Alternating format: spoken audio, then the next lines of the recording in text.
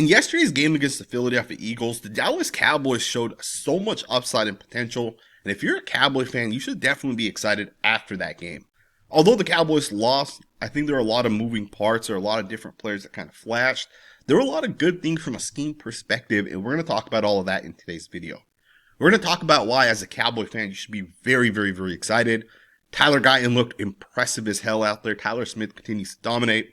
And some of the guys that you brought in recently, Jack Sanborn, Kenny Clark, are absolutely flashing out there. And we're going to talk about all of that in today's video. But first, we're going to just start right away talking about why I think the Cowboys lost this game. In my opinion, there were 3 plays that kind of flipped this game. I should say there were 4 plays, 3 guys that were kind of involved within these plays, right? CeeDee Lamb had 2 drops. We'll talk about that here in a second. But the play that I think kind of flipped this game early on in the game was this second quarter play. It was late in the second quarter. It was 3rd and 6. The Dallas Cowboys could potentially get off the field on the defensive side. And Jalen Hurts connects on a 51-yard pass to Jahan Dotson. Hard play for that cornerback to make. In fact, I think Kyer was in pretty damn good position, even as Dotson brings the pass in. The coverage wasn't a terrible play. It's a hard play for Kyer to make because he is in cover 4, so there's rules and those type of things that are kind of attached to these plays. So instead of the Cowboys getting off the field in that moment, the Eagles go downfield. 3-4 plays later, they end up scoring a touchdown on a Saquon Barkley 11-yard run. But, even after that 11-yard run, the Cowboys still were able to, with about 50 seconds left, get into field goal range. They still kicked the field goal. They still got points. But had you got to stop, you may have gotten a touchdown potentially. Now, I think that was a big play right there for the Cowboys, but it wasn't the only play that they kind of gave up. A quarter later in the third quarter on the offensive side, to me, I think this could have been the biggest play of the game. Watching that game, I feel like it kind of flipped the momentum that the Cowboys had. Up to this point, up to this play, the Cowboys didn't have any, sacks that they had given up. The Cowboys didn't have a lot of negative plays that they've given up. They pretty much drove right downfield on every single drive that they had the ball. The score was 20-24 with the Eagles up, and Miles Sanders ends up fumbling the ball at the Philadelphia Eagles 11-yard line. The fact that the Cowboys had kind of driven, right downfield, they did have a 49-yard run from Miles Sanders like 2-3 plays earlier, but the fact that they fumbled the ball being that close down into scoring position kind of flips the game around a little bit. In fact, I felt like after this moment here, the Cowboys never really had a sustainable drive against the Eagles the rest of this game. And obviously you did have the lightning situation and the delay that kind of happened. It was right after this play. But I felt like this play right here definitely flips the entire momentum. And the Eagles at this point get a little bit of that momentum, right? And now the Eagles weren't great either. I think the defense had a lot to do with it. Matt Eberflus ran a really, really good scheme, which we'll talk about here in a second. But that was another play that I felt like kind of flips this game, right? Miles Sanders, if you don't fumble, even if you just get a field goal out of this, being down 23-24 is completely different than being down 20-24. Given that if you're only down by 1 point, a field goal wins the game. If you're down by 4 points, only a touchdown will win the game at that point. You cannot kick a field goal. So as the Cowboys kind of got down, those last, drive or two that the Cowboys kind of had, they were trying to pick up those chunk plays to score a touchdown. If you could potentially score where you can ultimately get a field goal as opposed to having to score a touchdown, I think you handle that drive a little bit different. Now, of course, the other 2 plays that I think really flipped this game were obviously the CeeDee Lamb drop passes. Now, keep in mind, both of these plays came on the very final drive. The first play, Dak Prescott, beautiful pass. CeeDee Lamb should have caught this pass, and you can just tell he kind of took his eyes off the ball. He started looking forward, maybe to the hit, or maybe he smelled the end zone. Either way, if CeeDee Lamb catches this pass, you're essentially at the 20-yard line. Given the fact that it's 20-24 at this point, being at the 20-yard line, you're in a position to win that game at this point. And of course, he dropped this pass, and to me, this is 100% on CeeDee Lamb. And the fact that he dropped this pass was unfortunate. Now, same drive, just a couple plays later, CeeDee Lamb gets another opportunity. Now, this one's a much difficult pass to bring in, right? He kind of dives out there. Yeah, I think CeeDee Lamb makes this like 7 out of 10 times. Very, very difficult play to make because you're diving out there. But this was 4th and 3. This is the final time that the Cowboys had the football. Now, some people would have made the argument, why not go out there and try to pick the first down up? Why try going for this? And why try getting the play that you're ultimately getting? Now, here's the thing with this play. The Cowboys come out there and they realize that, hey, a blitz is coming. The linebacker's going to end up blitzing. We have CeeDee Lamb in the slot. He's lined up against a safety. There's not going to be another player over the top based off of the look.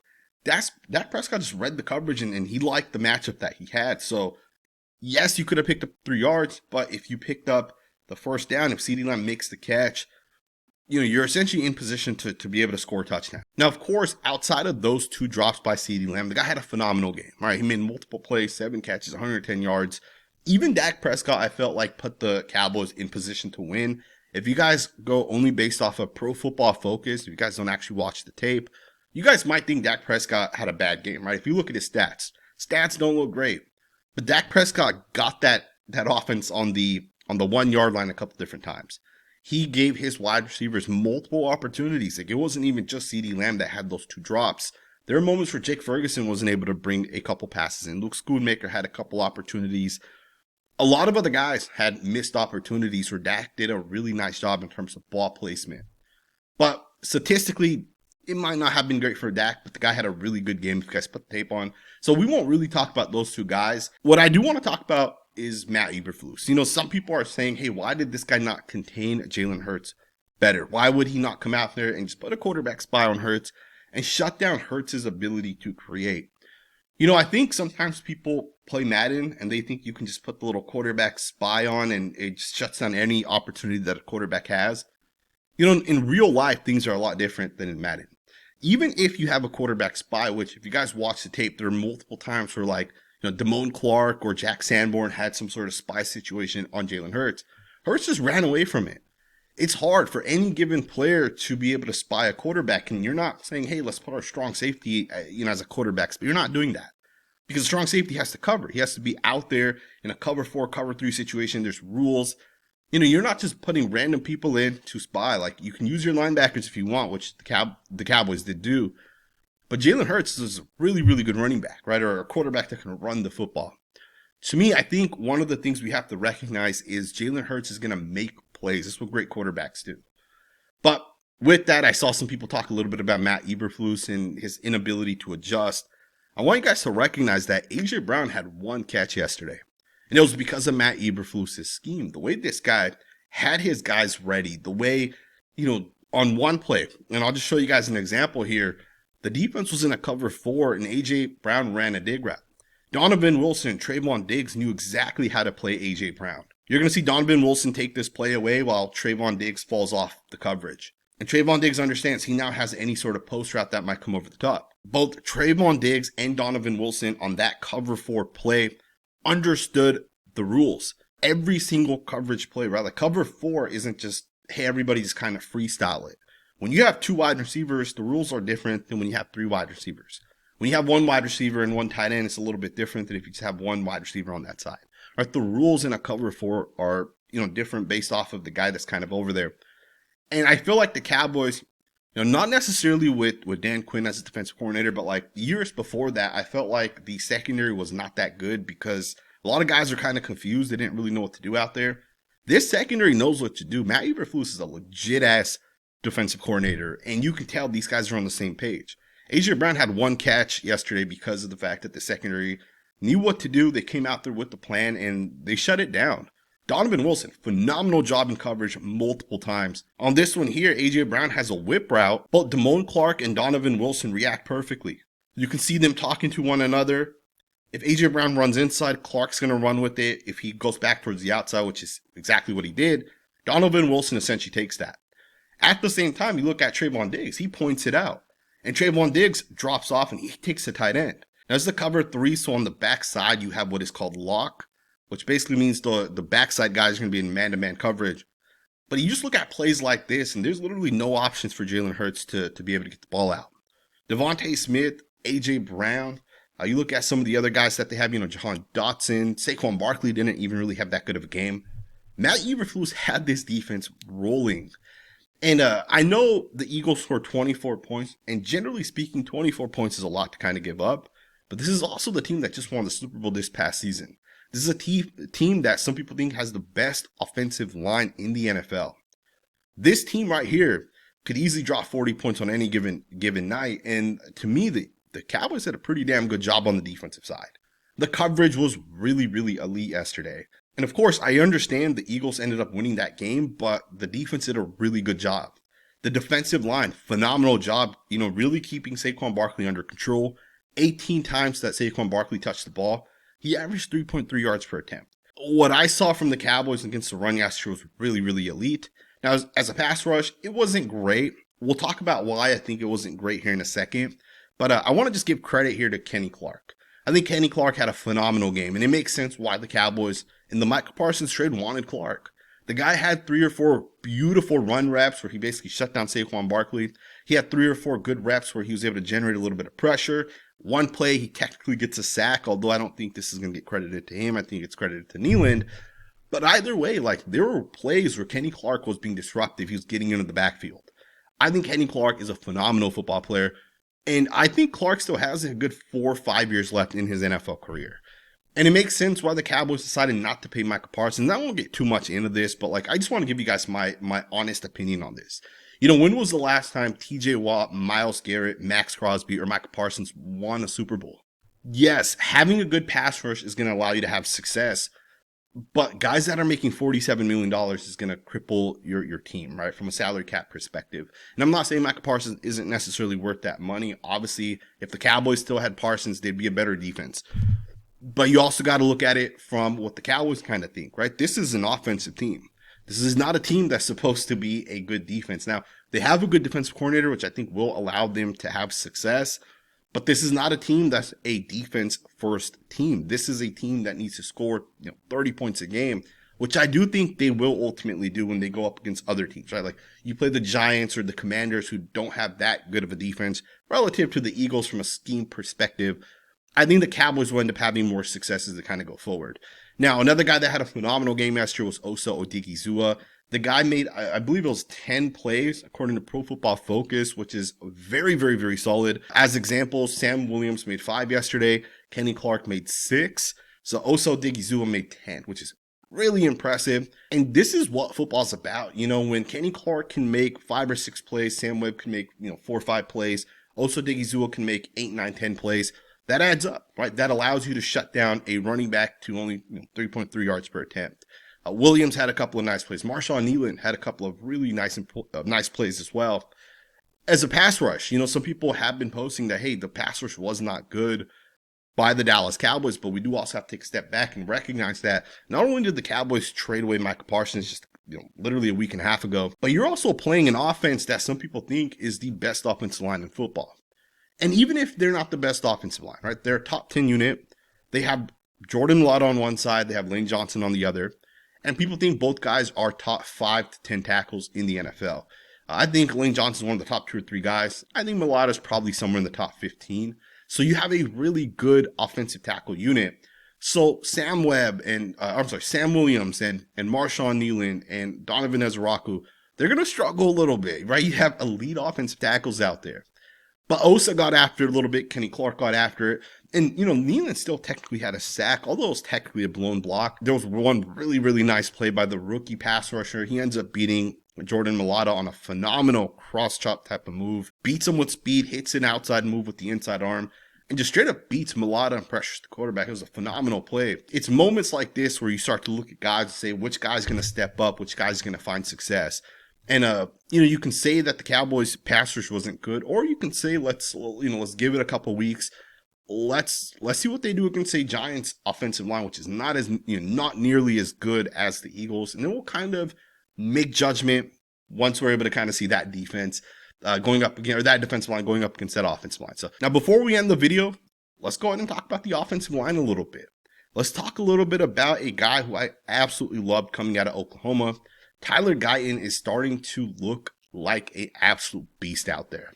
And I don't say this just to say this, man. I think, there are some offensive tackles in the NFL that I think have the potential to be like top 5 offensive tackles.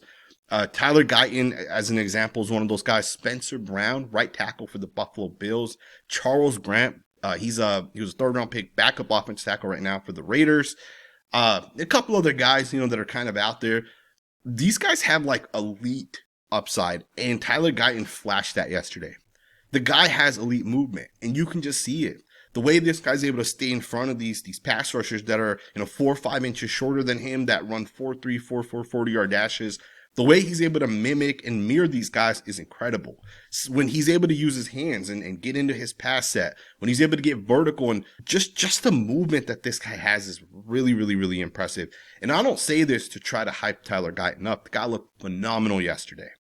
And I would make the argument as a pass rush, as a guy in pass blocking, he's still developing into it. He still needs to fine tune his technique because he did have some losing reps yesterday, right? I'm not gonna lie to you guys. He had probably like 5 or 6 losing plays as a pass blocker. He played 61 total snaps. I saw like 5 or 6 plays where he was going up against Josh Uche, who's a pretty good pass rusher for the Eagles. Nolan Smith's pretty solid as well. On one play, he gets his hand swiped. He gets beat to the outside. Another play, a guy kind of like spins off of him, is able to beat him to the inside. There were moments where he struggled as a pass blocker, but generally speaking, the movement was absolutely incredible. And again, he still has to fine tune himself as a pass blocker, but as a run blocker, to me, Tyler Guyton is one of the best run blocking offense tackles in the NFL. And again, I don't say this lightly. You just saw it on tape yesterday. You saw it, what he essentially put out there. There was one play where he down blocked on Jordan Davis. Jordan Davis, right, like 6'7", 350 pounds, massive human being.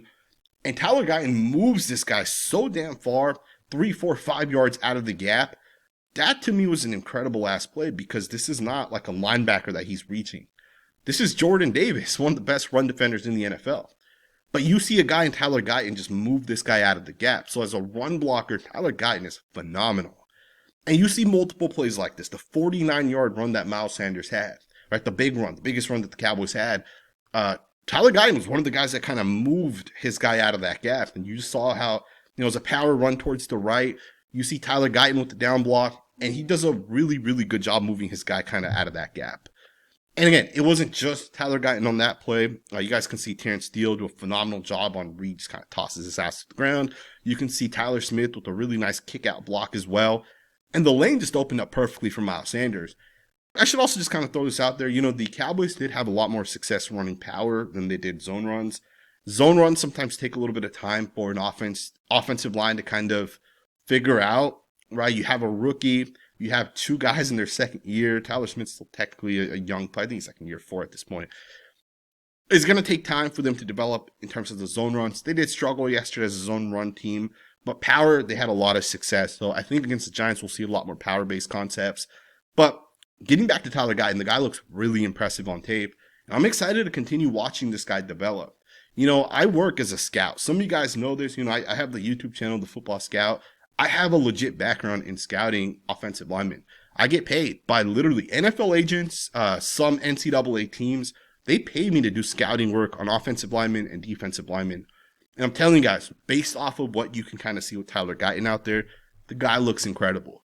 I've watched guys like Bernard Ryman. I loved him. I say this guy has so much upside, so much potential to grow into a great football player. He's one of the best tackles in the NFL. Spencer Brown. I think a lot of people don't actually recognize it yet. I believe he was at NDSU. Don't quote me on that, but Spencer Brown came out. I think he was like a 4th-round pick, and you just knew this guy has the potential to be one of the top tackles. I think Spencer Brown's arguably the best tackle in the NFL. The guy's phenomenal. I say that because sometimes it's just easy to predict and see, and I'm not saying Tyler Guyton has developed into that guy already today. He has to put the work in and still continue to fine-tune his technique, but you see a guy that could be a top 5 guy. Like, you see it. And this is only year 2. He's only 22 years old. Think about when this guy's like 27, 28 years old, how much better he's going to be. Colton Miller came out of UCLA. I think he's like 23, 24 years old. He struggled for 2 to 3 years, and now he's a really good offensive tackle. He's 30 years old, and he's still just continuing to get better. And just watch how Tyler Guyton develops. I think he's going to be a really good football player. Just talking a little bit about Tyler Smith, Tyler Booker. Tyler Smith was once again dominant yesterday. The guy was just tossing people. He was being physical. The down blocks. The way this guy was opening up running lanes was impressive. And the Cowboys had a lot of nice runs behind Tyler Smith's blocks, right? You obviously had that play where Miles Sanders picks up 49 yards. Javonte Williams had a couple of nice plays as well. Another thing that the Cowboys do that I think sometimes people overlook is they put Tyler Smith in one-on-one situations to try to help Tyler Booker as much as they can.